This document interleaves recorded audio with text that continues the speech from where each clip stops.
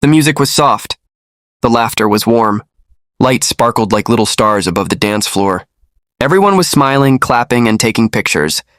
But one man stood quietly near the corner table, a man with tired eyes, and a gentle smile that couldn't hide the sadness in his heart. His name was Leang, a widowed father. He came to this wedding only because the bride was his friend from college. Everyone around him seemed to belong, but he didn't. He held a cup of coffee instead of champagne. His suit looked a little loose, his smile even looser. As couples danced and laughed, Leang looked down at his ring finger, still wearing his wedding band. He whispered softly, "You'd love this song, May." No one heard him. He sighed and thought of leaving early. But destiny had other plans that night. Before we move forward, tell us in the comments, where are you watching from and what time is it right now? And don't forget to like and subscribe to Blacken, Wronged for more heart-touching stories. Let's get started. Leang sat near the edge of the dance floor, watching the lights move across the room.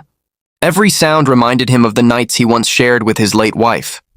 The laughter, the music, even the clinking of glasses, all echoed with memories he tried so hard to forget.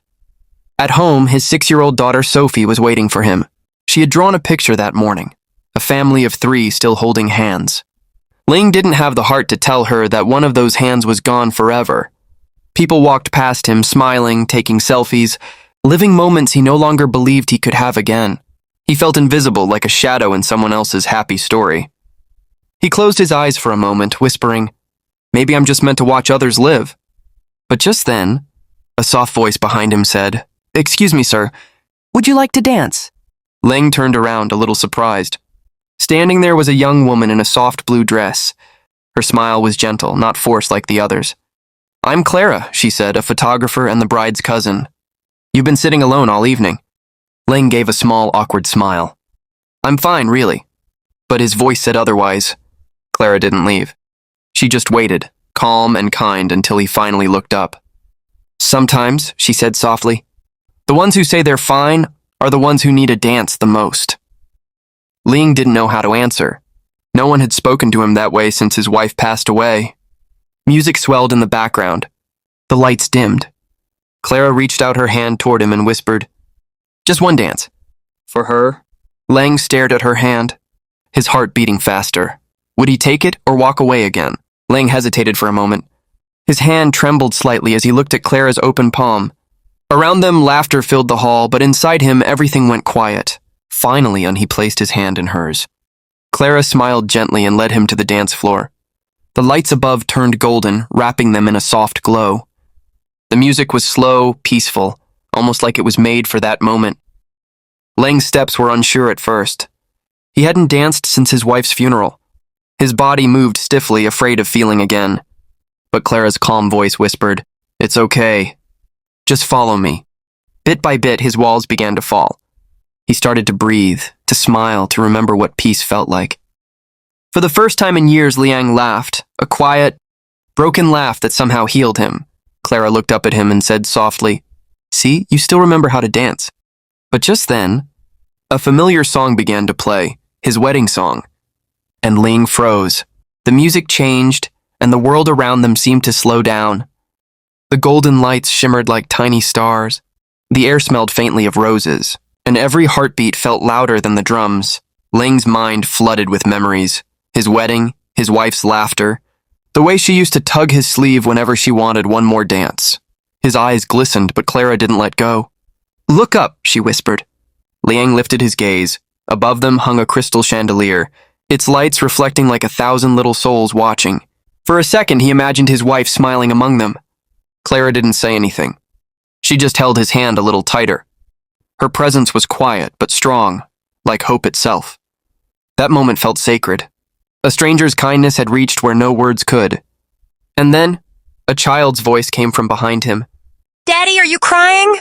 Leang froze again. It was Sophie. Leang quickly wiped his tears, forcing a smile as Sophie ran toward him. She looked up at Clara with her bright, curious eyes. "Are you the lady who made my dad dance?" she asked, her voice full of innocence. Clara laughed softly. "Maybe I am," she said, kneeling down to Sophie's height. "And did you know? Your dad is a really good dancer." Sophie giggled, shaking her head. "No, he never dances. Not since Mommy went to heaven." The words hit Leang like a quiet wave. He wasn't ready for that truth spoken out loud. But Clara just smiled gently and said, "Well, maybe tonight Mommy's smiling too." Leang felt something shift deep inside him. It wasn't just about a dance anymore. It was about letting light back in after years of darkness. He looked at Clara, realizing how one small act, a simple invitation to dance, had touched parts of his heart he thought were gone forever. And yet, he couldn't help but wonder, was this the beginning of something new, or just a moment meant to fade away? Days turned into weeks, and the memory of that dance stayed with Leang like a soft melody that wouldn't fade. Clara started visiting more often, sometimes with her camera, sometimes just to sit with Leang and Sophie. Sophie adored her. She'd show Clara her drawings, ask her endless questions, and laugh in ways Leang hadn't heard in years. Slowly, laughter filled their home again. But one evening, as the sunset painted the sky orange, Clara's phone buzzed. Her smile disappeared. Her father had suffered a heart attack. She looked at Leang, trying to stay calm. "I need to go back home. I don't know for how long." The words stung, but Leang nodded gently. "Then go, I'll wait." Tears welled in Clara's eyes. "You don't have to. I want to," he said softly. "You reminded me how to live again. The least I can do is wait for the next song." She hugged him tightly before leaving. And as she walked away, Leang stood by the door, whispering to himself, "I'll wait. No matter how long it takes. Months passed. Seasons changed." Every night, Leang and Sophie would talk to Clara over calls, sometimes laughing, sometimes quiet, but always close in heart. Sophie would draw pictures of Miss Clara, always putting her next to their family, smiling. Then one bright spring morning, there was a knock on the door. When Leang opened it, Clara stood there, tired but smiling, holding a small box in her hands. "My father's getting better," she said softly. "And I wanted to see you both."